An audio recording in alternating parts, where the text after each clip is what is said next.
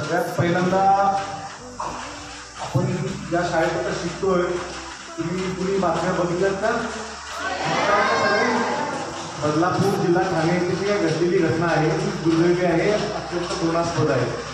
असं आपल्या शाळेत, आपल्या प्रिमायसेसमध्ये, आपल्या घरी, बाजूला, आजूबाजूला आपल्यासोबत काही घडू नये म्हणून आम्ही थोडंसं त्याच्यात मार्गदर्शन करणार आहे तुम्हाला.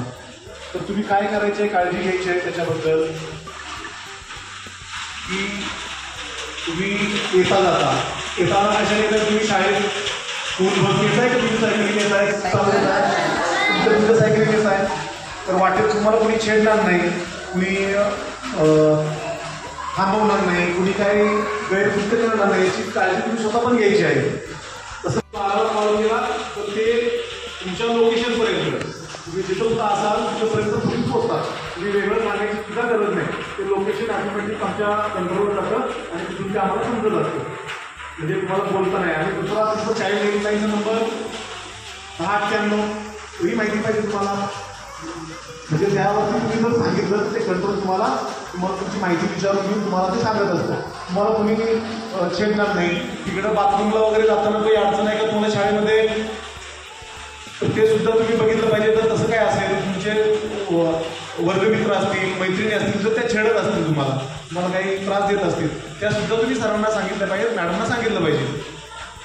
आणि शाळेत आता येताना तुम्ही कशाने येत आहे? सायकलीनं.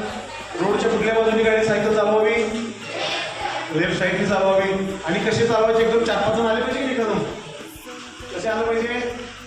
एका मागून एका लाईनमध्ये आलं पाहिजे, नाही तर तुमचा 4-5 जण तुम्ही बोलके असेल तर ते तात्काळ आपल्या मॅडम असतील, शिक्षक असतील, टीचर असतील, आपली मोठी बहीण असेल, आई असेल, तर तुला ते लगेच सांगा. लगेच ते संबंधित टीचरांना वगैरे सांगून किंवा आम्हालाही सांगा. जर तुम्हाला तसं काय तर घाबरायला होत असेल, तुमची जवळची कोणी मैत्रीण असेल तर तिला ते सांगून द्या. आणि मोबाईल तुम्ही वापरणार नाही अभ्यासाव्यतिरिक्त.